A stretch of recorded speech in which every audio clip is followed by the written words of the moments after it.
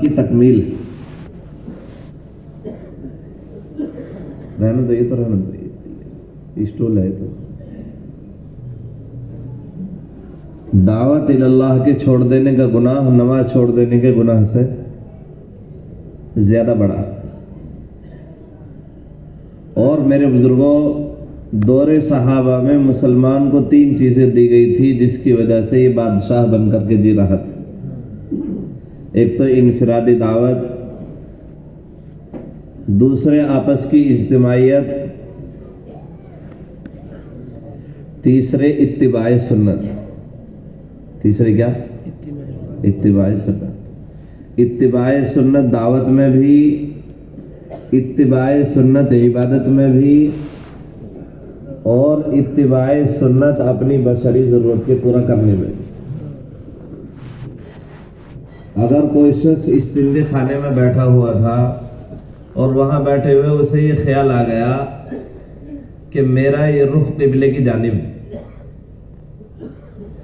خیال آتے ہی اس نے اپنا رخ فوراً دوسری جانب کو کر لیا، تو رخ پھیرتے ہی اس کے بیت الخلاء میں بیٹھے بیٹھے اللہ تعالیٰ اس کی ساری زندگی کے گناہ معاف کر دے.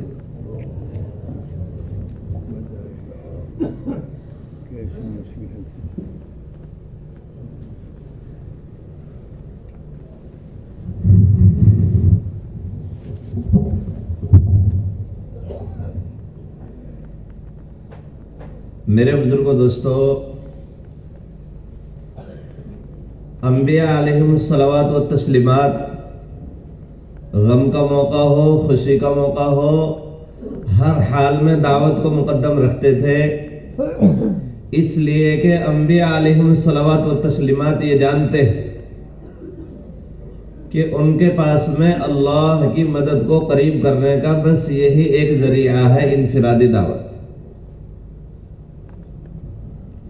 یوسف علیہ السلام جیل خانے میں ہیں، جیل کے 2 ساتھیوں نے خواب کی تعبیر پوچھی، تو خواب کی تعبیر بتلانے کے اوپر یوسف علیہ السلام نے دعوت کو مقدم کیا.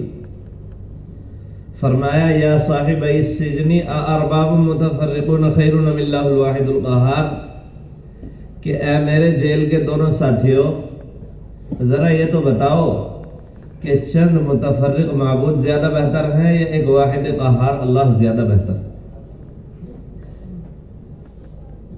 ما تعبدون من دونه الا اسماء سمیتموها انتم وآباؤکم ما انزل اللہ بها من سلطان، کہ جن کی تم پوجا کرتے ہو وہ چند نام ہے جو تم نے اور تمہارے آباء و اجداد نے گھڑ لیے ہیں، اور تمہارے پاس میں اس کی کوئی دلیل بھی نہیں ہے. ان الحکم الا للہ، اور حکم تو اللہ ہی کا چلے گا. امارا اللہ تعبدوا الا اياه، اس نے تمہیں اس کا حکم دیا ہے کہ تم اس کے سوا کسی کی عبادت نہ کرو. تو پورا دین اور پوری دعوت سمجھا کر کے یوسف علیہ السلام نے اگلے دن خواب کی تعبیر بتلائی. رسول پاک صلی اللہ علیہ وسلم طائف کے سفر میں ہے،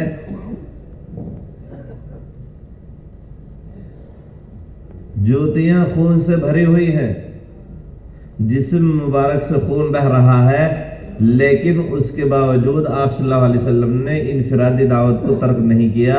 عتبہ شیبہ کا جو مشترک غلام تھا عداس، اسے دعوت دینے میں آپ صلی اللہ علیہ وسلم مشغول ہو گئے. اور مشترک غلام اور بھی زیادہ رذیل ہوتا.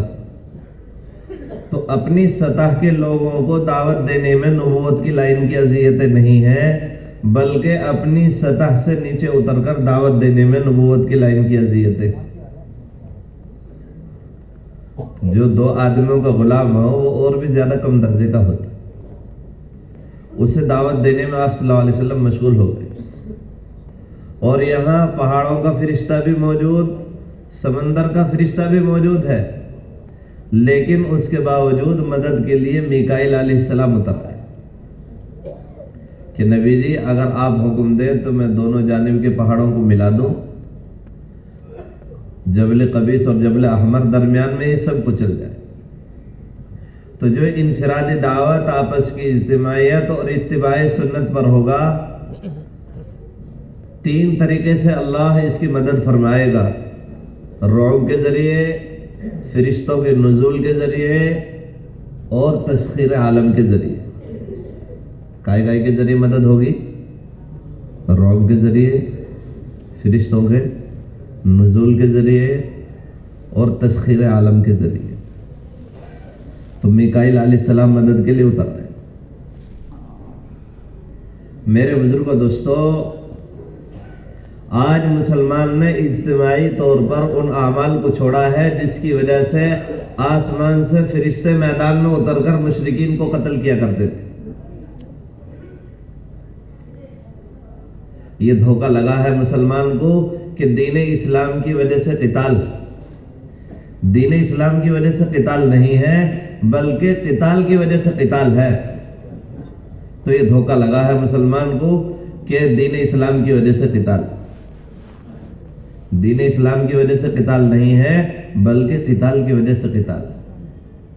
فَإِن قَاتَلُوكُمْ فَاقْتُلُوهُمْ، یہ فرمایا اللہ کہ اگر وہ تم سے قتال کریں تو تم ان سے کرو، دین اسلام کی وجہ سے قتال نہیں۔ بدر میں دو مشرک حالات کا جائزہ لینے کے لیے پہاڑ پر کھڑے ہوئے کہ مسلمانوں کی تعداد کا اندازہ لگا کر اپنی قوم کو خبر کریں گے۔ اسی پہاڑ سے فرشتے اترے، جبریل علیہ السلام نے ہلکی سی آواز میں اپنے گھوڑے کو یہ کہا امضی حیزوم، کہ حیزوم چل۔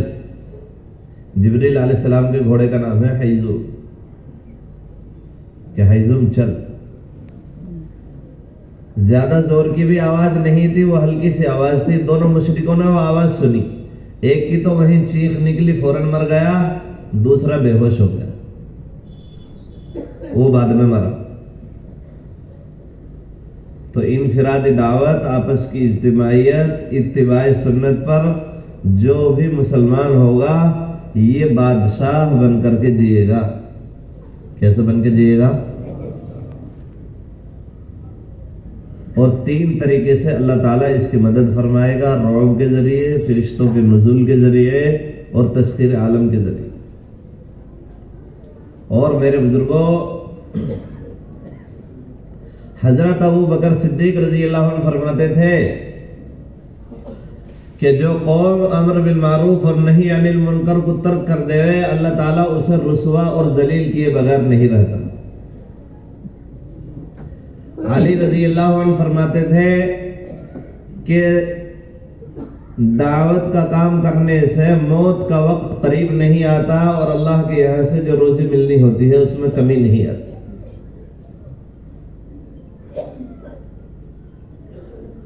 حضرت عمر رضی اللہ عنہ فرماتے تھے اس آیت کو پڑھ کر کے کنتم خیر امت، کہ تم بہترین امت ہو، کہ دیکھو اللہ تعالیٰ نے کنتم خیر امت فرمایا ہے، انتم خیر امت نہیں فرمایا۔ اگر اللہ تعالیٰ انتم خیر امت فرماتا پھر تو ہم میں سے ہر ایک خیر امت کہلانے کا مستحق ہوتا، چاہے ہم امر بالمعروف اور نہی عن المنکر کرتے یا نہ کرتے۔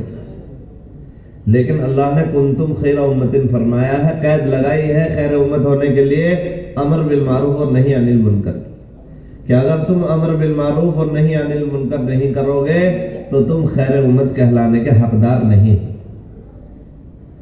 بغیر امر بالمعروف اور نہی عن المنکر کیے ہوئے میرے بزرگوں، مسلمان اللہ کا خلیفہ کہلانے کا بھی حقدار نہیں ہے۔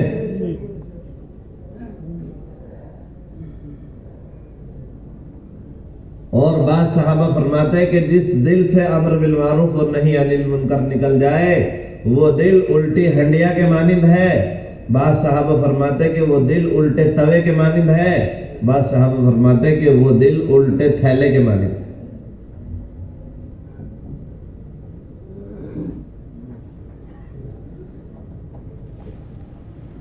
میرے بزرگوں، مسلمان کامل دین پر چلے، ایک سنت رسول پاک صلی اللہ علیہ وسلم کی نہ چھوڑے، لیکن دعوت اللہ نہ دے تو یہ اللہ اور اس کے رسول کی محبت میں جھوٹا ہے۔ ساری دنیا کا مال و متاع مسلمان کے پاس میں موجود ہو، کامل دین پر چلے، ایک سنت رسول پاک صلی اللہ علیہ وسلم کی نہ چھوڑے لیکن دعوت نہ دے، تو خدا کی قسم پھر بھی یہ مسلمان ذلیل ہو کر رہے۔ کیا ہو کر رہے گا؟ ذلیل ہو کر رہے گا۔ آپ صلی اللہ علیہ وسلم نے فرمایا اذا تبایعتم بالعینۃ واخذتم اذناب البقر ورضیتم بالزرع وترکتم الجہاد سلط اللہ علیکم ذلا لا ينزعه حتى ترجعوا الى دینکم، کہ جب تم خرید و فروخت میں مشغول ہو جاؤ گے اور اپنے گائے بیلوں کی دموں کو پکڑ کر کھیتی باڑی میں لگ جاؤ گے اور اپنے اللہ کے دین کی محنت کو چھوڑ بیٹھو گے تو اللہ تعالیٰ تم پر ایسی ذلت مسلط کر دے گا جسے کبھی ختم نہیں کرے گا، یہاں تک کہ تم اپنے دین کی طرف نہ لوٹو۔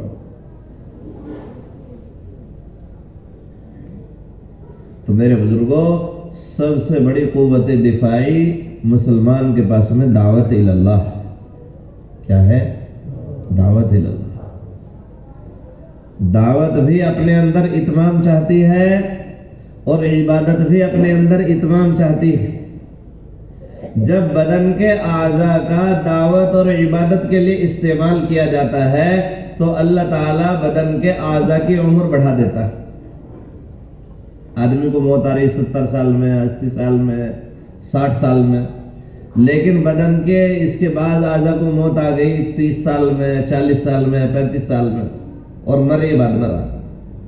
آنکھ مر گئی، کان مر گئے، بال مر گئے، ہاتھ مر گیا۔ تو جب بدن کے اعضاء کا دعوت اور عبادت کے لیے استعمال کیا جاتا ہے تو اللہ تعالیٰ اعضاء کی عمر بڑھا دیتا ہے۔ بہت سے لوگ آپ نے اپنی آنکھوں سے دیکھے ہوں گے کہ عمر 90 سال کی ہو گئی لیکن عبادت کرنے میں ان کی کمر نہیں جھکی۔ تو طے کرو کہ انشاءاللہ بدن کے اعضاء کو دعوت اور عبادت کے لیے استعمال کریں۔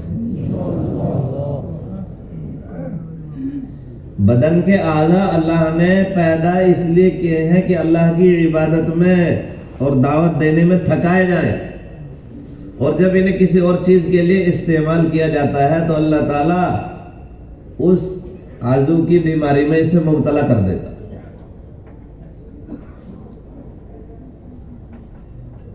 اور میرے بزرگوں دوستو، آپ صلی اللہ علیہ وسلم نے ارشاد فرمایا کہ 3 شخصوں کی روزی اللہ کے ذمہ ہے، جب تک وہ زندہ رہیں انہیں روزی دی جاتی ہے، ان کے کاموں میں مدد کی جاتی ہے، اور اگر انہیں موت آ جائے تو اللہ انہیں جنت عطا کرتا ہے۔ ایک تو وہ شخص کہ جب گھر میں داخل ہو تو گھر والوں کو سلام کرے، دوسرے وہ جو مسجد جائے، اور تیسرے وہ جو اللہ کے راستے میں نکلے۔ تیسرے کون؟ جو اللہ کے راستے میں نکلے۔ اور میرے بزرگوں، اپنی ذات کو محنت کا میدان بنانا صالحین کی محنت ہے، اپنے علاقے کو محنت کا میدان بنانا انبیاء علیہ السلام کی محنت ہے، اور سارے عالم کو اپنی محنت کا میدان بنانا سید الانبیاء حضرت محمد صلی اللہ علیہ وسلم والی محنت ہے۔ تو کون سی محنت کرو گے؟ صالحین والی، نبیوں والی، یا سید الانبیاء والی؟ بولو بھائی، سید الانبیاء محمد صلی اللہ علیہ وسلم والی محنت کریں گے۔ کون کون کریں گے بتاؤ؟ سید الانبیاء والی محنت اس طرح سے بنے گی کہ ہر سال کے 4 مہینے میں سے ایک سال کا 4 مہینہ اپنے صوبے میں، چاہے قریب کے لیے طے ہو چاہے دور کے لیے طے، دوسرے سال کا 4 مہینہ اپنے ملک کے دوسرے صوبوں کے جو علاقے محنت کے لیے ملے ہوئے ہیں وہاں پر، اور تیسرے سال کا 4 مہینہ ہندوستان سے باہر بیرون ملک میں لگانا۔ تو ہر تیسرے سال کا خروج جو ہے ہندوستان سے باہر بیرون ملک میں۔ تو اس طرح سے ہماری محنت سید الانبیاء حضرت محمد صلی اللہ علیہ وسلم والی بنتی رہے گی۔ تو بنائیں گے سارے عالم کو محنت کا میدان انشاءاللہ۔ چلے کی جماعت 13 مسجدوں کا، 12-15 مسجدوں کا جو ایک حلقہ ہے پورا وقت اس میں لگا دے گی،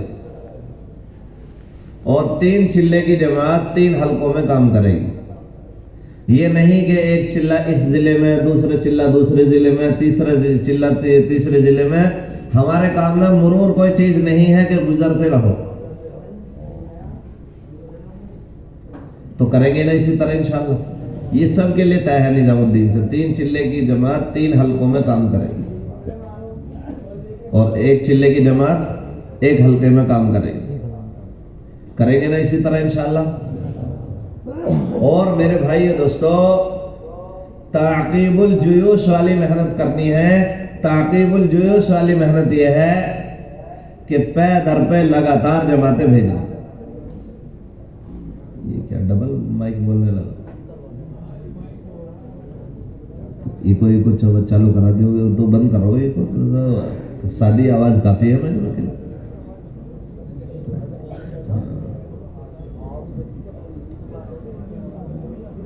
تو اس طرح سے میرے بھائیو دوستو وقت لگانا ہے کہ پے در پہ لگاتار جماعتیں بھیجیں گے. جہاں ہماری جماعت جا رہی ہے اتنے ہماری مسجد کی دوسری جماعت وہاں نہیں آ جائے گی، اتنے واپسی نہیں کرے.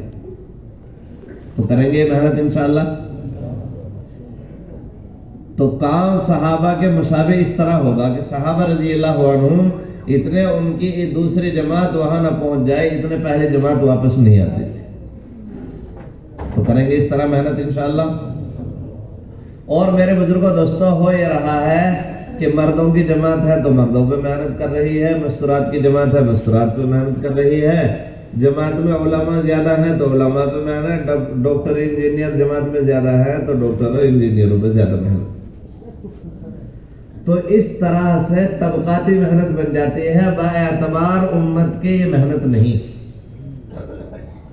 باعتبار امت کی محنت یہ ہے کہ ہر جماعت چاہے مردوں کی ہو، مستورات ہو، علماء زیادہ ہوں، ڈاکٹر انجینئر زیادہ ہوں، ہر جماعت 4 قسم کی تشکیلیں کرے گی. کتنے قسم کی تشکیلیں کرے گی ہر جماعت؟ 4 قسم کی تشکیلیں. پہلی تشکیل مردوں کی. پہلی تشکیل مردوں کی. ایک بالغ آدمی کو گھر پہ چھوڑ کر اس گھر کے سارے بالغ افراد کو ایک ساتھ 4 مہینے میں نکالنا. اور ادنا تشکیل یہ ہے کہ ہر گھر سے ایک آدمی 4 مہینے کا نکل جائے. اگر مسجد کے اطراف میں 30 گھر ہیں تو جماعت پہ تقسیم کر دو اپنی کہ ان 10 گھروں سے یہ 3 ساتھی جماعت وصول کریں گے 4 مہینے کی، ان 10 گھروں سے یہ 3 ساتھی، ان 10 گھروں سے یہ 4 ساتھی وصول کریں گے. اور اسی مردوں والی تشکیل میں علماء کی تشکیل ہے جن کا سال نہیں لگا ہے، سال کی تشکیل. سال لگ گیا ہے، دوسرے سال کی تشکیل. دوسرا سال لگ گیا ہے، تیسرے سال کی تشکیل. اور علماء کرام کی بھی ہر سال کے 4 ماہ لگانے کی تشکیل کریں. تو یہ 4 تشکیلوں میں سے پہلی تشکیل ہوئی جس کا نام ہے مردوں والی تشکیل. کیا نام ہے اس تشکیل کا؟ مردوں والی تشکیل. کریں گے ایسے انشاءاللہ. اور یہ بات ذہن سے کھرچ کے صاف کر دے کہ ساتھی علماء کی تشکیل نہ کریں.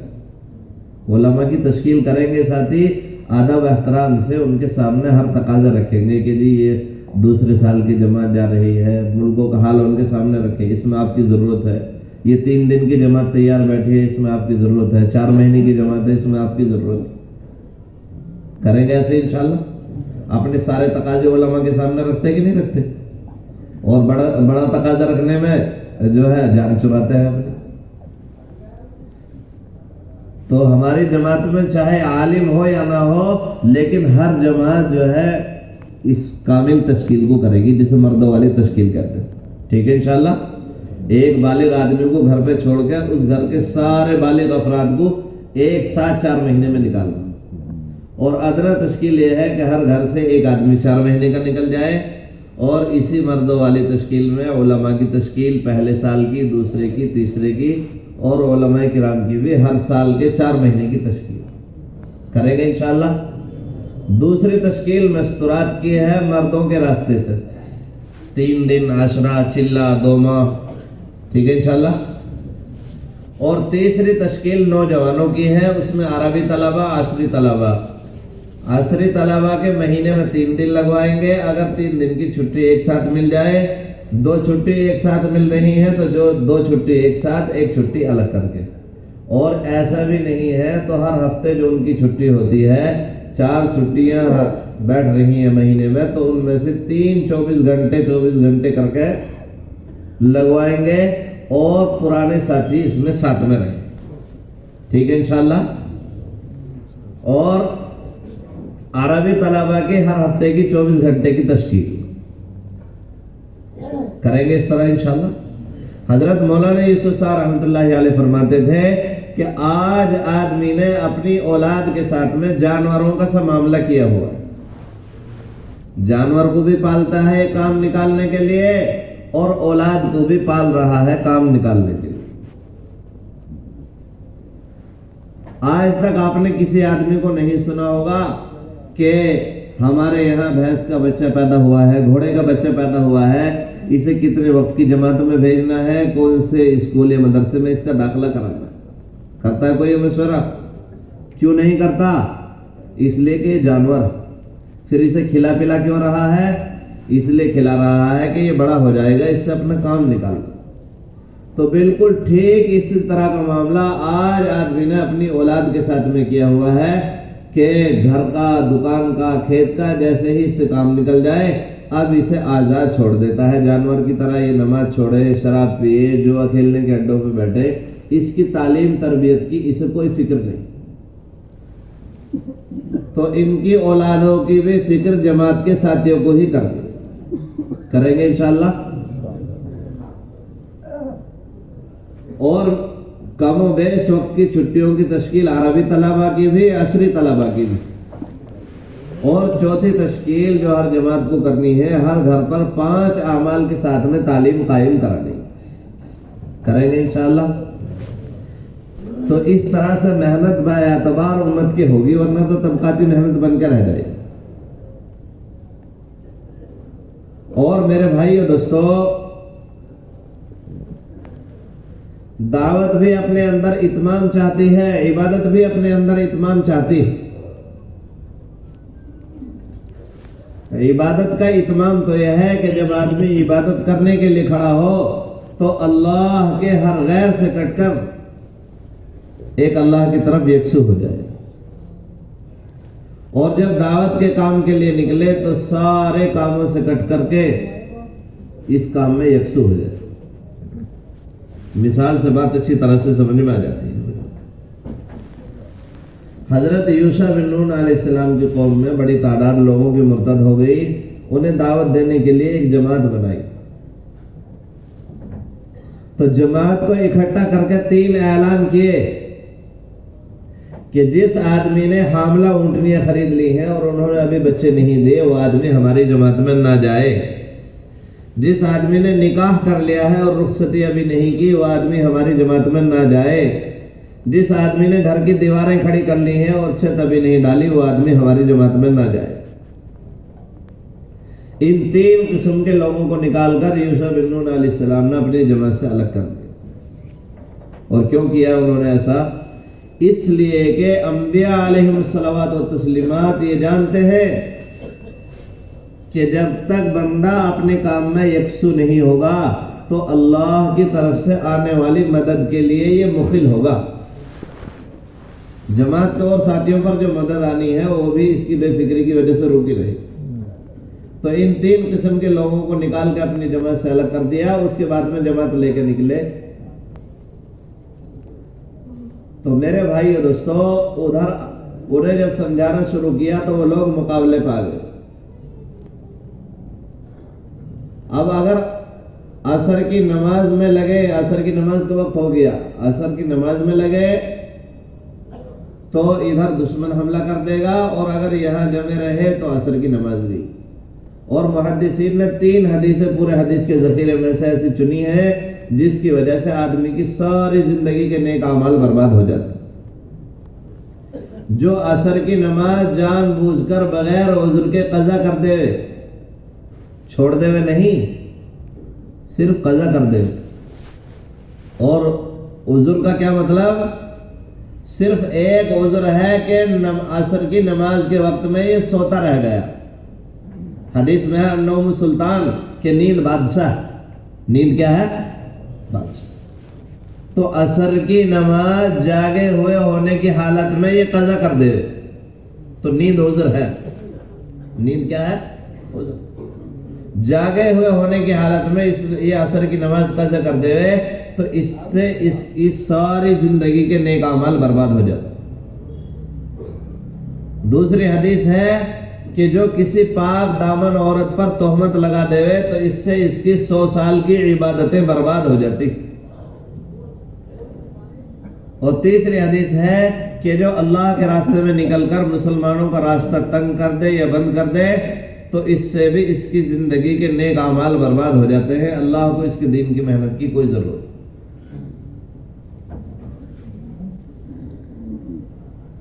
تو اللہ سے کہا اے اللہ یہ سورج بھی تیرا معمور ہے, ہم بھی تیرے معمور ہیں.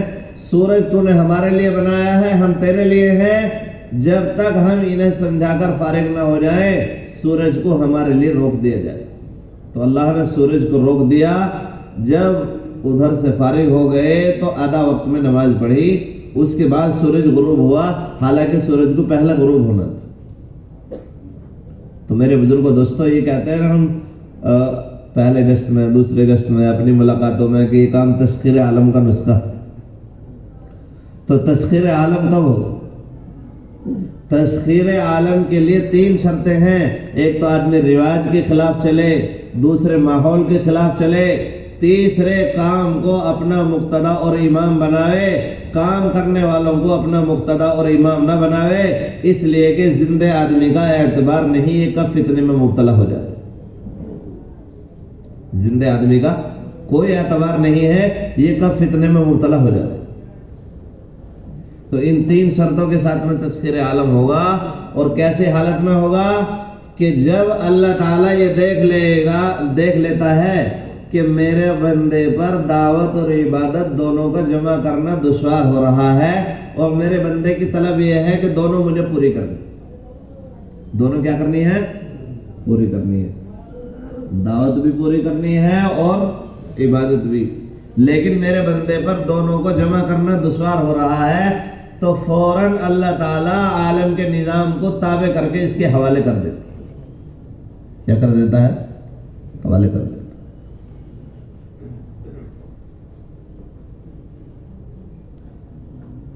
رسول پاک صلی اللہ علیہ وسلم کے لیے 3 مرتبہ سورج غروب ہونے کے بعد میں واپس لوٹ کر آیا. سلیمان علیہ السلام کے لیے سورج ڈوبنے کے بعد میں واپس لوٹ کے آیا.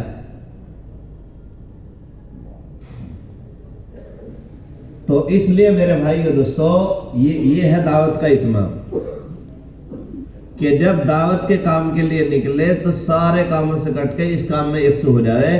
جو یہ 3 قسم کے لوگ تھے اس لیے انہیں اپنی جماعت سے الگ نکالا تھا یوسف بن نون علیہ السلام. حضرت ابو موسیٰ اشعری رضی اللہ عنہ 40 دن کی جماعت لے کے نکلے. کتنے دن کی جماعت لے کے نکلے؟ 40 دن کی جماعت لے کے نکلے. ایک ساتھی نے کہا کہ امیر صاحب جانور کو چارہ چرانا ہے, تھوڑا سا وقت دے دو. تو کہا کہ سوچ کے کہو کیا کہہ رہے ہو. کہ جی ہاں سواری ہے, جانور ہے ساتھ میں, چارہ تو اسے چاہیے ہی, امیر صاحب تھوڑا وقت دے دو اس کے لیے. ابو موسیٰ اشعری رضی اللہ عنہ نے فرمایا کہ جاؤ. جب یہ جانور کو چارہ چرا کے واپس آئے تو انہوں نے آنے میں تھوڑا دیر کر دی. ابو موسیٰ اشعری رضی اللہ عنہ نے پوچھا کہ کہاں گئے تھے؟ کہنے لگے امیر صاحب آپ سے پوچھ کر کے گیا تھا جانور کو چارہ چرانے کے لیے. تو پوچھا کہ تو نے کوئی اور کام تو نہیں کیا اس میں؟ تو کہنے لگے کہ جی میں تھوڑا گھر بھی چلا گیا تھا. تو ابو موسیٰ اشعری رضی اللہ عنہ نے فرمایا کہ تیرا یہ جانور کو چارہ چرانے کے لیے جانا بھی جہنم میں, تیرا گھر جانا بھی جہنم میں, تیرا واپس آنا بھی جہنم میں.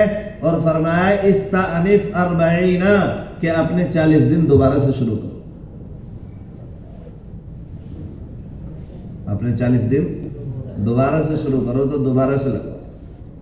یہ ہے دعوت کا اہتمام کہ سارے کاموں سے کٹ کر کے اس کام میں یکسو ہو جاؤ. اور میرے بزرگوں دوستوں جو اللہ کے راستے میں نکل کر کے موبائل سے کاروبار کرتے ہیں, اگر موبائل سے کاروبار کرنے والا کوئی ساتھی کسی مشرک کے ہاتھوں مارا گیا تو یہ شہید نہیں ہے, مقتول ہے. شہید نہیں ہے, یہ مقتول ہے. مولانا یوسف صاحب رحمۃ اللہ علیہ فرماتے تھے کہ اس راستے میں جو جس مقصد سے نکلے گا اس کا وہ مقصد پورا ہو جائے گا, لیکن ہدایت تو نہ ملی. اور فرماتے تھے کہ اس راستے میں نکل کر اگر کوئی ساتھی ذرہ برابر بھی اپنے کاروبار کا تعارف کرائے گا تو یہ پہلے سے زیادہ دنیا کی محبت لے کے واپس لوٹے گا۔ 4 مہینے 5 مہینے لگانے سے پہلے دنیا کی اتنی محبت نہیں تھی جتنی یہ لگا کے لے کے واپس لوٹے کہ جی ہماری دکان پہ کپڑا بہت اچھا ملتا ہے، ہمارے یہاں ٹائر بہت اچھے ملتے ہیں، فلاں بزرگ کے لیے بھی ہمارے یہاں سے دوائی تیار ہو کے جاتی۔ اگر ذرہ برابر بھی اس طرح کا کوئی تعارف اپنے کاروبار کا اللہ کے راستے میں نکل کے کرایا تو یہ پہلے سے زیادہ دنیا کی محبت لے کے واپس لوٹے۔ یہ ہے دعوت کا اتمام۔ تو دعوت بھی اپنے اندر اتمام چاہتی ہے، عبادت بھی اتمام چاہتی ہے۔ تو جو دعوت اور عبادت دونوں میں اتمام پیدا کرے گا، اگر کسی بھی زمانے کا ظالم اس کے مقابلے پر آ گیا یا تو اللہ تعالیٰ اسے ہدایت دے کر کے معاون بنا دے گا یا شکست دے کر راستے سے ہٹا۔ سب سے بڑی قوت دفاعی مسلمان کے پاس میں دعوت اللہ ہے۔ اگر دعوت اللہ اس کے پاس میں نہیں ہے تو میرے بزرگوں دوستوں اس کا رعب کھو گیا، اس نے اپنا رعب کھو دیا۔ ابو ایوب انصاری رضی اللہ عنہ اللہ کے راستے میں ہر سال نکلا کرتے تھے۔ 1 سال صرف اس وجہ سے نہیں نکلے کہ جماعت کا ذمہ دار چھوٹی عمر کا ہے۔ پھر اپنے آپ کو ملامت کی کہ ابو ایوب تجھے اس سے کیا لینا دینا تھا کہ جماعت کا ذمہ دار چھوٹی عمر کا ہے یا بڑی عمر کا، نیا ہے یا پرانا، تجھے تو اللہ کے امر کی وجہ سے نکلنا تھا۔ کائے کی وجہ سے نکلنا تھا؟ اللہ کے امر کی وجہ سے نکلنا۔ تو دعوت اللہ اللہ کا امر ہے۔ قرآن کریم کی جتنی آیتیں ہیں ہر ایک آیت اس امت کے ہر فرد سے 3 باتوں کا مطالبہ کرتی ہے کہ اسے سیکھے، اس پہ عمل کرے اور اس کی دعوت دے۔ کریں گے انشاءاللہ۔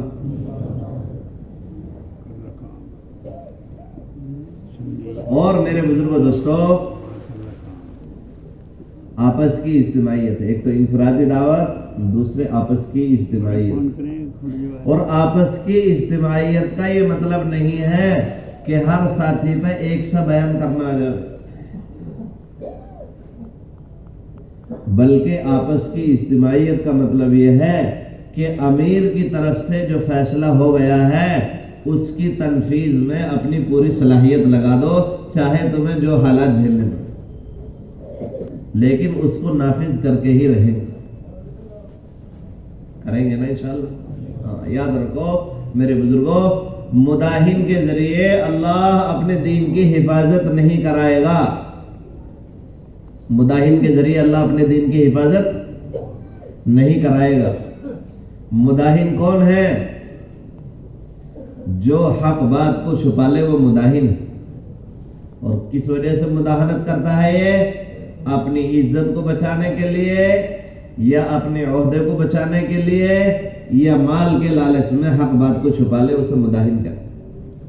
اپنی عزت کو بچانے کے لیے یا اپنے عہدے کو بچانے کے لیے یا مال کے لالچ میں حق بات چھپا لے، وہ مداہن کیا ہے وہ؟ اور مداہن کے ذریعے اللہ اپنے دین کی حفاظت نہیں کرائے گا۔ مداہن اور منافق ایک ہی ہوتا ہے۔ مداہن اور منافق ایک ہی ہوتا ہے۔ یہ حق شناس نہیں ہوتا، یہ حق شناس نہیں ہوتا۔ اور آپ صلی اللہ علیہ وسلم نے ایسے سخت الفاظ فرمائے ہیں مداہن کے بارے میں کہ یہ اس گرمائی ہوئی بکری کی طرح ہوتا ہے جو 2 بکروں کے بیچ میں چکر لگاتی ہے، کبھی اس بکرے کے پاس میں کبھی اس بکرے کے پاس میں۔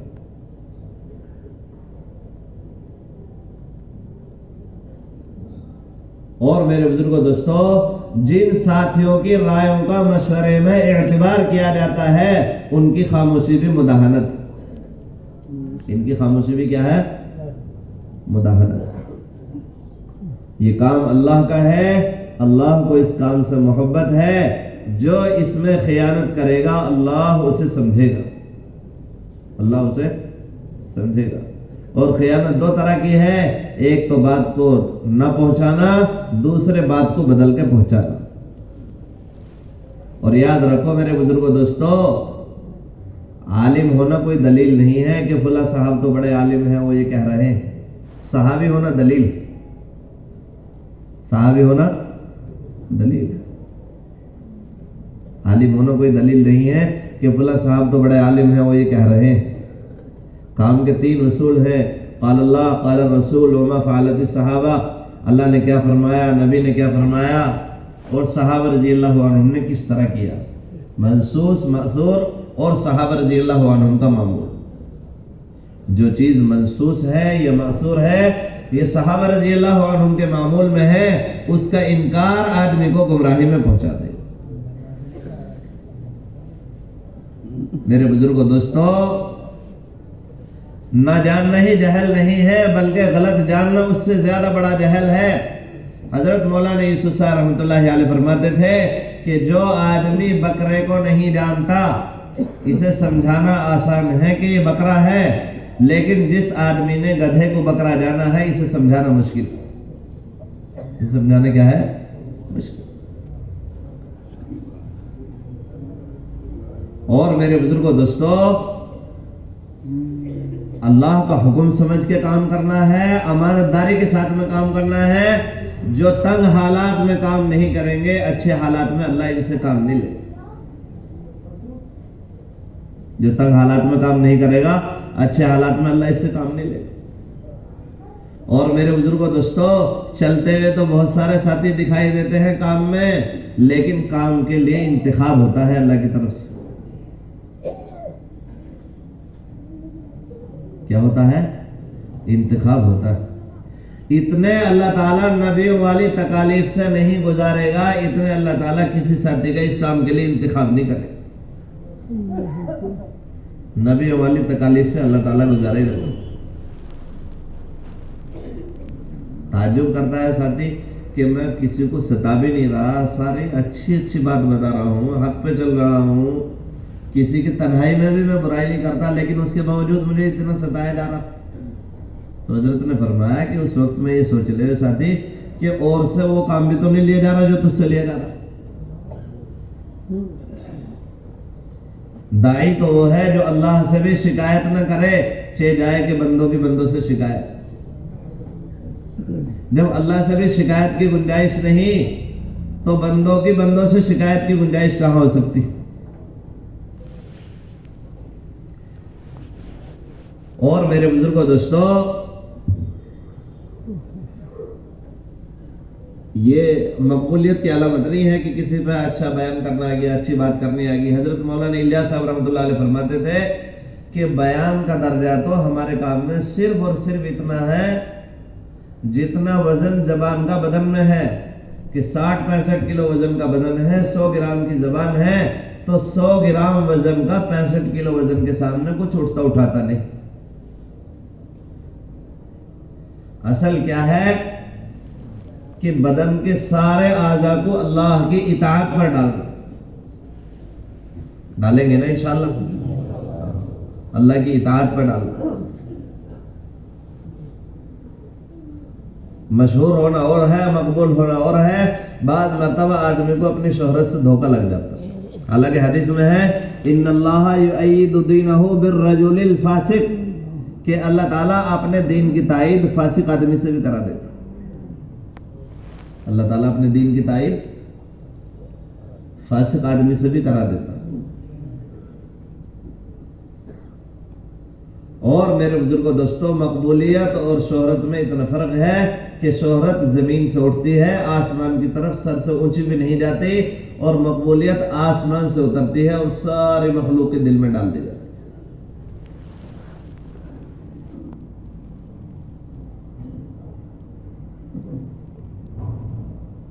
اور میرے بزرگوں، صحابہ فرماتے تھے کہ آدمی کو اس سے بچتے رہنا چاہیے کہ ایمان والوں کے دل اس پہ لعنت کرے.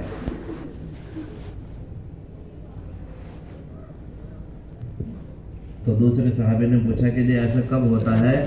فرمایا کہ آدمی تنہائی میں گناہ کرتا ہے تو اللہ تعالیٰ اس کی نفرت لوگوں کے دلوں میں ڈال دے. لوگوں کی نفرت لوگوں کے دلوں میں اس کی کیا ڈال دیتا ہے؟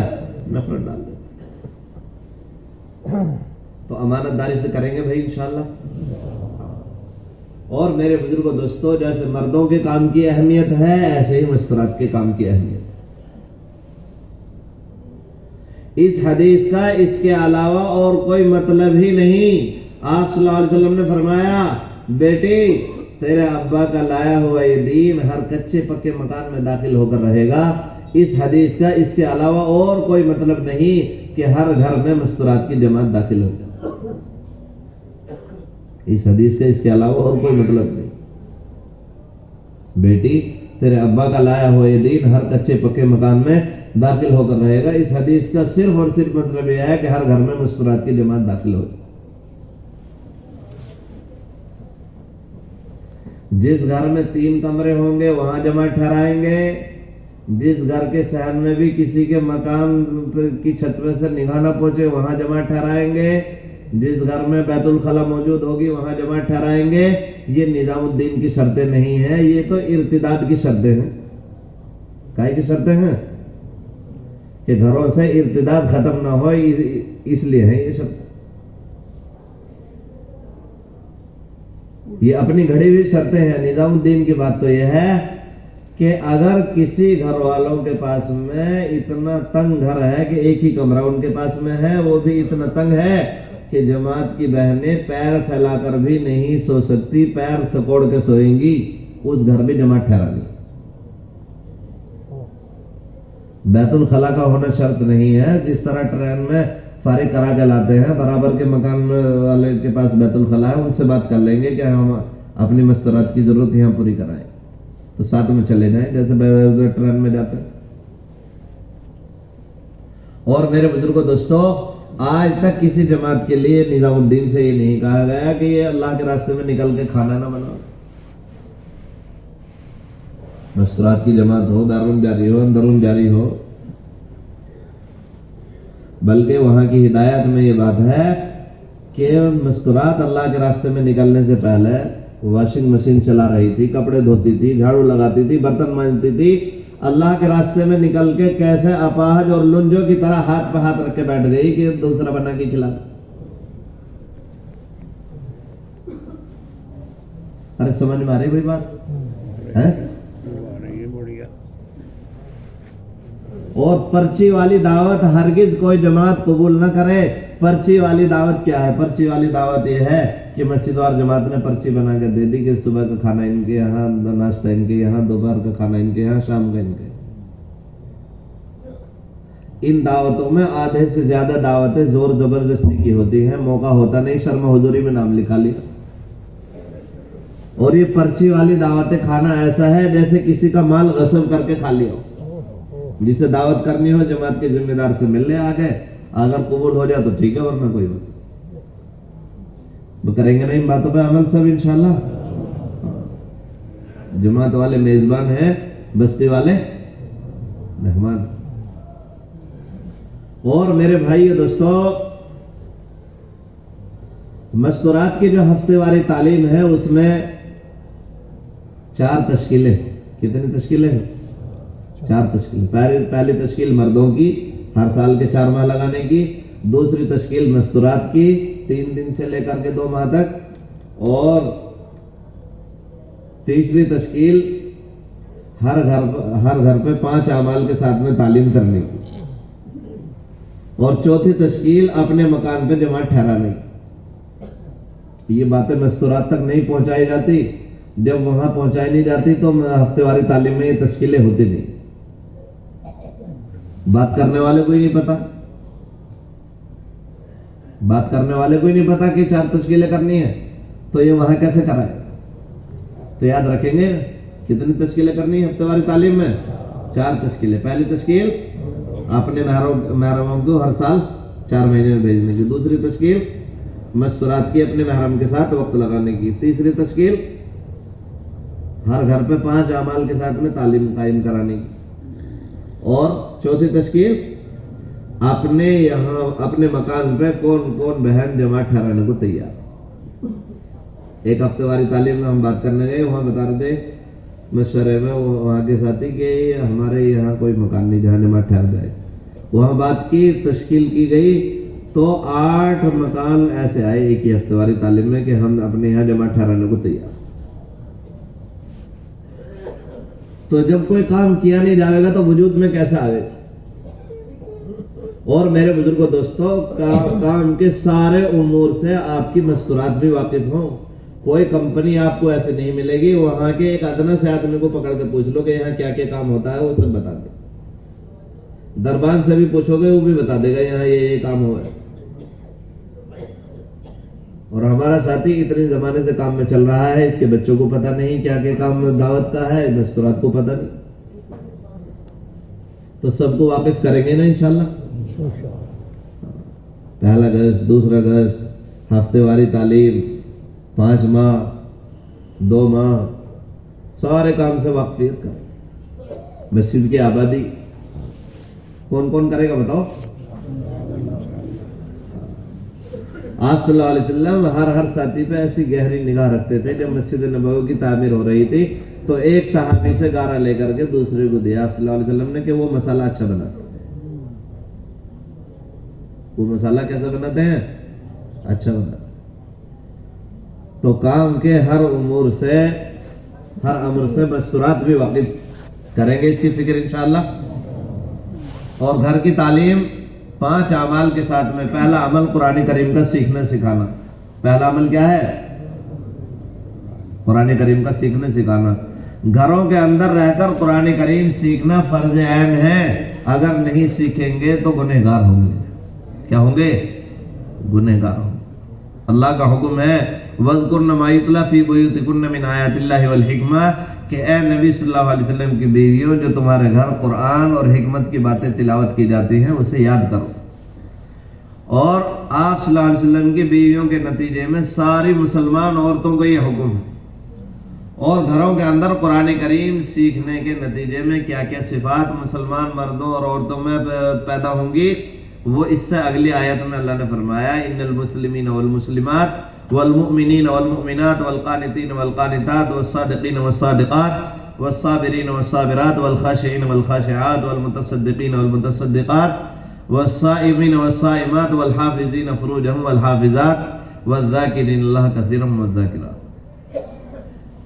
کہ اپنے آپ کو پوری طرح سے اللہ کے حکموں کے حوالے کر دینے والے مرد، اپنے آپ کو پوری طرح سے اللہ کے حکموں کے حوالے کر دینے والی عورتیں، ایمان رکھنے والے مرد، ایمان رکھنے والی عورتیں، صبر کرنے والے مرد، صبر کرنے والی عورتیں، نماز پڑھنے والے مرد، نماز پڑھنے والی عورتیں، زکوٰۃ دینے والے مرد، زکوٰۃ دینے والی عورتیں، اور اپنی شرمگاہوں کی حفاظت کرنے والے مرد، اپنی شرمگاہوں کی حفاظت کرنے والی عورتیں، روزہ رکھنے والے مرد، روزہ رکھنے والی عورتیں، اللہ کا ذکر کثرت سے کرنے والے مرد، اللہ کا ذکر کثرت سے کرنے والی عورتیں۔ یہ ساری صفات مسلمان مردوں اور عورتوں میں جو پیدا ہوں گی، گھروں کے اندر قرآن کریم سیکھنے کے نتیجے میں پیدا ہوں گی۔ اگر میرے بزرگوں دوستوں کوئی کہیں کے شیخ الحدیث بھی ہیں تو ان کی بھی تربیت گھر کے اندر قرآن کریم سیکھنے کے حلقے میں ہے۔ تو پہلا عمل قرآن کریم کا سیکھنے سکھانا۔ 20 منٹ تک سارا گھر ایک آیت کو سیکھے، اجتماعی طور پہ تعلیم ہو، پردے والی عورتیں پردے میں بیٹھیں، جو پردے والی نہیں ہیں وہ سامنے بیٹھیں۔ 20 منٹ تک ایک آیت کو سیکھ کر کے پھر کتابی تعلیم ہو، ایک دن فضائل اعمال و صدقات سے، ایک دن منتخب احادیث سے۔ ترغیب والا علم نبیوں پر باقاعدہ امت کی ہدایت کے لیے نازل ہوتا تھا، ترغیب والے علم کے علاوہ امت میں اور ہدایت لانے کا کوئی راستہ ہے ہی نہیں۔ تو بڑی بڑی کتابوں میں یہ علم پھیلا ہوا تھا ترغیب والا۔ تو ان دونوں بزرگوں نے محنت کر کے، شیخ زکریا رحمۃ اللہ علیہ اور مولانا یوسف صاحب رحمۃ اللہ علیہ، محنت کر کے اس علم کو بڑی بڑی کتابوں سے نکال کے ان 2 کتابوں میں جمع کر دیا۔ سارے علم کا دروازہ ترغیب والے علم سے کھلتا ہے امت میں، اور اس سے کوئی بھی بے نیاز نہیں، سب کی ضرورت۔ تو ایک دن فضائل اعمال مع صدقات سے، ایک دن منتخب احادیث۔ پھر اس کے بعد میں 6 صفات کا مذاکرہ۔ 6 صفات کے مذاکرے میں جب 6ٹھی صفت پر پہنچے تو منتخب احادیث میں سے اللہ کے راستے میں نکلنے کے فضائل کے بعد سے چند حدیثیں زبانی پڑھ کے پھر تشکیل۔ اگر زبانی یاد نہ ہو تو کتاب کھول کے پڑھ لیں، تشکیل کر کے پھر 5واں عمل مشورہ۔ کہ کل کو کتاب کس کے ذمہ ہے، تجوید کا حلقہ کس کے ذمہ ہے، مرد کرے یا عورت کرے، ٹھیک ہے نا؟ تو 5 اعمال کے ساتھ میں یہ تعلیم مکمل ہو گئی۔ اب 20 منٹ تک جو ایک آیت تعلیم کے شروع میں سیکھی تھی سب نے، یہ 24 گھنٹے کا سبق ہے سارے گھر کے لیے۔ سارے گھر والے چھوٹے بڑے اس آیت کو یاد کرتے رہیں گے۔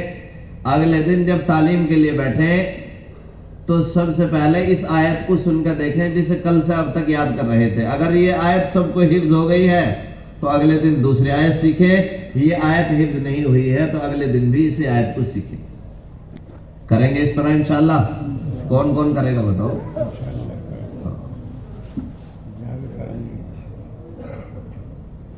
اور میرے بزرگوں دوستو، ہفتے واری تعلیم سب سے پہلے رسول پاک صلی اللہ علیہ وسلم نے مدینہ منورہ میں شروع کرائی۔ حدیث میں ہے جاءت امرأة الى رسول اللہ صلی اللہ علیہ وسلم فقالت یا رسول اللہ ذهب الرجال بحديثك فاجعل لنا من نفسك يوما نأتيك فيه وتعلمنا مما علمك الله قال رسول الله صلى الله عليه وسلم اجتمعنا يوم كذا وكذا فاجتمعنا فأتاهن النبي صلى الله عليه وسلم وعلمهن مما علمه الله۔ ایک عورت آپ صلی اللہ علیہ وسلم کے پاس میں آئی، آگے اس نے کہا یا رسول اللہ، مرد حضرات آپ سے حدیثیں حاصل کر کر کے لے جا رہے ہیں، آپ ہم عورتوں کے لیے بھی کوئی دن مقرر فرما دیں جس میں آپ اللہ کی ذات سے نکلا ہوا علم آ کے ہمیں سکھلائیں۔ تو آپ صلی اللہ علیہ وسلم نے فرمایا فلاں دن فلاں مکان پہ اس وقت سے اس وقت تک جمع ہو جاؤ۔ وہ عورتیں آپ صلی اللہ علیہ وسلم کے کہنے پر جمع ہو گئیں، آپ صلی اللہ علیہ وسلم آئے اور اللہ کی ذات سے نکلا ہوا علم سکھلایا۔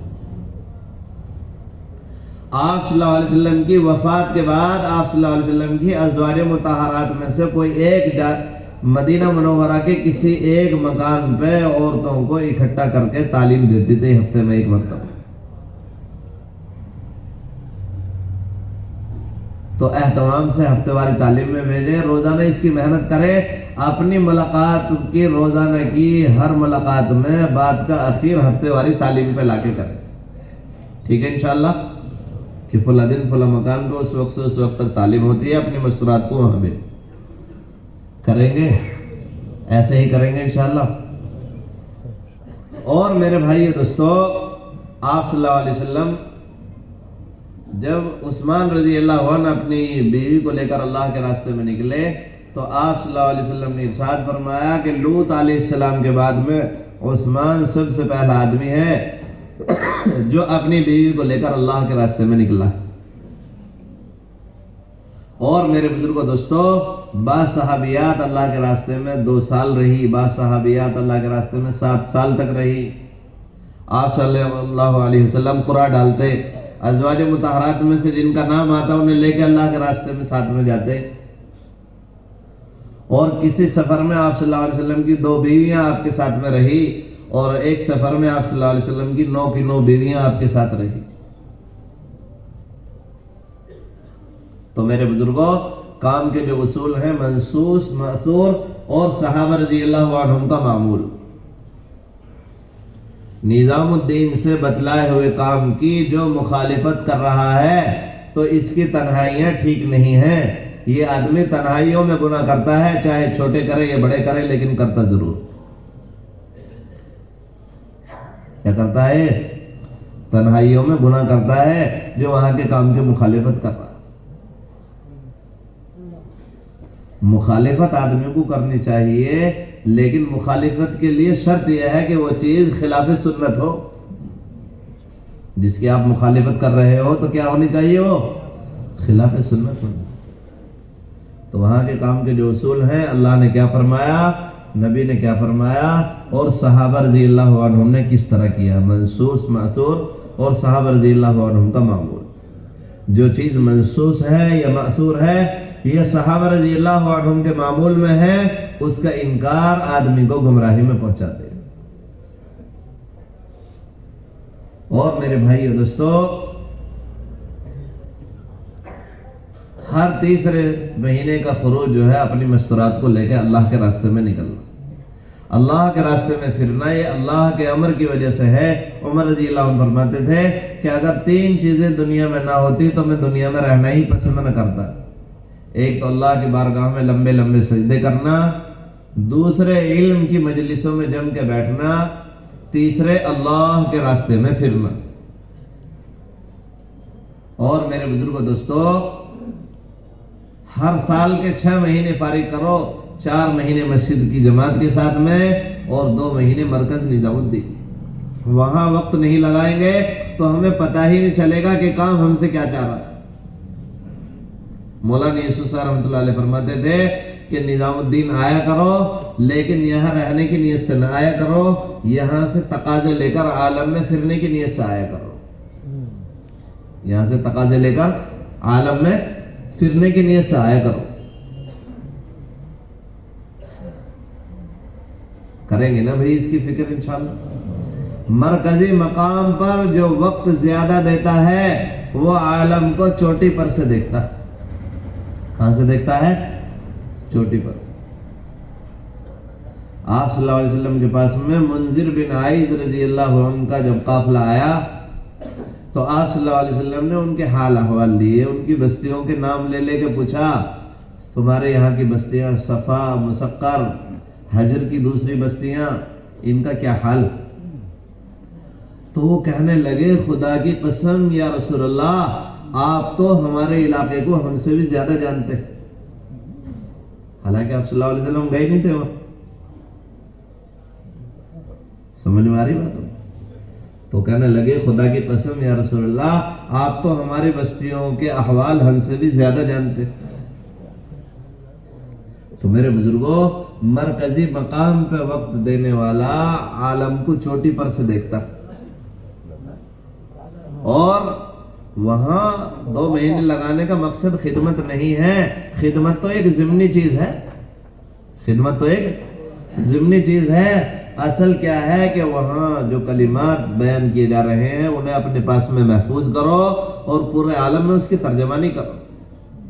ایسے چھانے پھٹ کے الفاظ ہوتے ہیں کہ اگر آدمی بدبخت ہے تو اسے وہ انگلی ٹیک سکتا ہے، ورنہ تو انگلی ٹیکنے کا بھی موقع نہیں۔ تو ان کلمات کو اپنے پاس میں محفوظ کر کے پورے عالم میں اس کی ترجمانی کرو۔ کام میں چل رہے ہیں، قربانی دے رہے ہیں، لیکن وقت وہاں نہیں لگا رہے تو میرے بزرگوں دوستو، کام کی بہت سی باتیں چلا نہیں پاتے۔ اب چلا پائیں گے جب وہاں بھی وقت دیں گے، لگائیں گے ہر سال کے 4 مہینے نظام الدین میں بھی۔ اور میرے بھائی دوستو، حضرت مولانا الیاس صاحب رحمۃ اللہ علیہ فرماتے تھے، جو ہمارے یہاں کا تابعدار نہیں وہ اپنے یہاں کا ذمہ دار نہیں۔ جو ہمارے یہاں کا تابعدار نہیں وہ اپنے یہاں کا ذمہ دار نہیں۔ اور مولانا یوسف صاحب رحمۃ اللہ علیہ فرماتے تھے، جو ہمارے یہاں وقت زیادہ دیں گے ہم انہی پہ اعتماد کریں گے، انہی کو قریب کریں گے، انہی کو تقاضوں پہ بھیجیں گے، چاہے وہ کیسے۔ اور جو ہمارے یہاں وقت زیادہ نہیں دیں گے تو نہ ہم انہیں قریب کریں گے، نہ ان پہ اعتماد کریں گے، نہ انہیں تقاضوں پہ بھیجیں گے، چاہے وہ کتنے ہی اچھے۔ تو میرے بھائی اور دوستو، امانت داری کا کام ہے ڈرتے ہوئے کرنے کا کام، اور طے کرو کہ انشاءاللہ اپنے ہر عمل کو متعدی بنائیں گے، اپنی ذات تک محدود نہیں رکھیں گے۔ ہمارا ہر عمل دعوت بنے، تلاوت کرے تو دعوت کی نیت سے تلاوت کریں۔ صحابہ رضی اللہ عنہم جب تلاوت کرتے تھے تو دعوت کی نیت سے کرتے تھے، تو ان کی تلاوت سن کر کے غیر ہدایت پاتے تھے، اور جب ہم تلاوت کرتے ہیں تو ہم یہ نیت ہی نہیں کرتے۔ اگر قرآن کریم کی تلاوت کرنے والا دعوت کی نیت سے تلاوت نہیں کرے گا تو اس کی تلاوت پر عام مسلمین کو بھی ہدایت نہ ملے گی، گانوں کو ملنا تو دور کی بات ہے۔ تو کریں گے دعوت کی نیت سے تلاوت؟ ہاں، جب تلاوت کرنے کے لیے بیٹھے تو نیت یہ ہو کہ میں اس کی دعوت دے رہا ہوں۔ جتنی تلاوت کرے اس کے ساتھ ساتھ اس کا ترجمہ بھی پڑھا کرے، تو اس سے پتہ چلے گا کہ اللہ کی اور میری کیا باتیں ہو رہی، اللہ کی اور میری کیا باتیں ہو رہی ہیں. شیخ الہند رحمۃ اللہ علیہ کا ترجمہ ہے, مولانا بلال حسنی ندوی کا ترجمہ ہے, حضرت تھانوی رحمۃ اللہ علیہ کا ترجمہ ہے. کوئی سا بھی لے لیں تو جتنی تلاوت کریں اس کے ساتھ ساتھ ترجمہ بھی پڑھا کریں. قرآن کریم یہ اللہ کا کلام ہے بندے اور بندیوں سے براہ راست. اگر ترجمہ نہیں پڑھیں گے تو پتہ ہی نہیں چلے گا کہ اللہ کی اور میری کیا باتیں ہو رہی. کریں گے نا ایسے انشاءاللہ. اور میرے بھائی اور دوستو, ایک ساتھی آپ کے پاس میں تہجد کے وقت میں گیا. اپنے کسی دوست کے پاس میں کس وقت گیا؟ تہجد کے وقت میں. گھر کا دروازہ کھٹکھٹایا, سلام کیا, کوئی جواب نہیں ملا, یہ واپس آ گیا. اور جواب کیوں نہیں ملا؟ کہ یہ صاحب تہجد پڑھ رہے تھے. کیا پڑھ رہے تھے؟ تہجد پڑھ رہے تھے. تو نماز میں کیسے جواب دیتے؟ اور بیوی بچے سوئے ہوئے تھے, کیونکہ ان صاحب کو شیطان نے یہ پٹی پڑھا دی تھی کہ اگر بیوی بچوں کو جگایا تو اخلاص ختم ہو جائے گا. تو یہ صاحب واپس آ گئے. دن میں جب یہ ملتے ہیں تو کہتے ہیں کہ جی میں تہجد کے وقت میں آپ کے پاس میں گیا تھا, سلام کیا, دروازہ کھٹکھٹایا, کوئی جواب نہیں ملا, میں آ گیا واپس. تو یہ کہتے ہیں کہ جی میں کسی کام میں مشغول تھا. تو یہ بات بھی شیطان کہلوا رہا ہے. یہ بات بھی کون کہلوا رہا ہے؟ شیطان کہلوا رہا ہے. اس لیے کہ شیطان یہ چاہتا ہے کہ چھپ کے عمل کر تاکہ تیری ذات تک محدود رہے. اور یہ صاحب جب مسجد میں آتے ہیں تو یہاں آ کے لائٹ بند کر دیتے ہیں تاکہ اخلاص ختم نہ ہو جائے. تو میرے بزرگوں دوستو, اپنے عمل کو متعدی بناؤ, آپ کی ذات تک محدود نہ رہے. مسجد میں آ کے پڑھیے تہجد تو لائٹ جلا کے پڑھو. ایک آدمی استنجے کے لیے آیا ہے, اس کا ارادہ نہیں تہجد پڑھنے کا, لیکن آپ کو اس نے دیکھ لیا تہجد پڑھتے, تو اس کا بھی اللہ نے ارادہ بنا دیا کہ مجھے بھی تہجد پڑھنی. اور جب آپ اپنے ساتھی کو یہ جواب دے رہا ہے تو یہ نہ کہے میں کسی کام میں مشغول تھا, بلکہ یہ کہے کہ میں تہجد پڑھ رہا تھا. دکھا کے عمل کرنے پر دوہرا اجر ملتا ہے, اور اللہ کے غیر کو راضی کرنے کے لیے عمل کرنا اس سے ریا بنتا. تو اللہ کے غیر کو راضی کرنے کی نیت سے جو عمل کیا جائے گا وہ ریا ہے. دکھا کے عمل کرنا ریا نہیں ہے. دکھا کے عمل کرنے پر دوہرا اجر ملتا. سمجھ میں آ رہی بات؟ حضرت مولانا یوسف صاحب رحمۃ اللہ علیہ فرماتے تھے کہ جس عمل کو یہ چھپ کر کرے گا تو اسے صالحین والا اجر ملے گا, اور جس عمل کو یہ دکھا کے کرے گا تو اسے نبیوں والا اجر ملے گا. کون سا اجر ملے گا؟ تو نبیوں والا لوگ ہے, صالحین والا. ہاں, تو جس عمل کو یہ چھپ کر کرے گا اسے صالحین والا اجر ملے گا, اور اس کے مرنے کے بعد میں یہ عمل مٹ کر کے ختم ہوگا. کیسے ختم ہوگا؟ مٹ کر کے ختم ہوگا. جماعت میں نکل گئے, ایک ساتھی کی تہجد میں آنکھ کھل جاوے تو پیار محبت سے سب کو جگاتے. کیا کرے؟ سب کو جگاتے. گھر والوں کو بھی تہجد کا عادی بنائے. دکھا کے عمل کرنے پہ کیسا اجر ملتا ہے؟ دوہرا اجر ملتا ہے. تو اس طرح سے اپنے عمل کو متعدی بناؤ. متعدی بنانے کا مطلب یہ ہے کہ آپ کی ذات سے بڑھ کے آگے جائے, آپ کی ذات تک محدود نہ رہے. تو دکھا کے کیا کریں گے انشاءاللہ. اور اللہ نے قرآن میں فرمایا ان تبدوا الصدقات فنعما هي وان تخفوها وتؤتوها الفقراء فهو خير لكم, کہ صدقات اگر تم دکھا کر کے کرو تو یہ کیا ہی اچھا خرچ, اور اگر تم چھپ کر کے کرو تو تمہارے لیے بہتر ہے. کیا کہا؟ بہتر ہے. لیکن دکھا کے جو کیا جائے اس کو کیا کرا اللہ تعالیٰ؟ یہ کیا ہی اچھا خرچ. تو جس عمل کو یہ چھپ کے کرے گا صالحین والا اجر ملے گا, اور جس عمل کو دکھا کر کے کرے گا تو نبیوں والا اجر ملے گا. تو نبیوں والا اجر لیں گے انشاءاللہ, دکھا کے کیا کریں گے انشاءاللہ. ہاں, اور میرے بزرگوں دوستو, دعاؤں کا اہتمام کرو. جو آدمی دعائیں نہیں مانتا تو اس کے اندر کبر پیدا ہوتا رہتا ہے. کیا پیدا ہوتا ہے؟ کبر پیدا ہوتا ہے. تو دعاؤں کا اہتمام کرو. جتنا کام تدبیر سے حل ہو جائے اسے تدبیر سے حل کرو, اور جو تدبیر سے حل نہ ہو رہا ہو تو دعاؤں کے ذریعے اللہ سے حل کراؤ. کرائیں گے انشاءاللہ. آپ ہمت ارادے کر کے اپنے نام لکھاؤ کہ انشاءاللہ میں مستورات دارالملک کے لیے تیار ہوں اور میں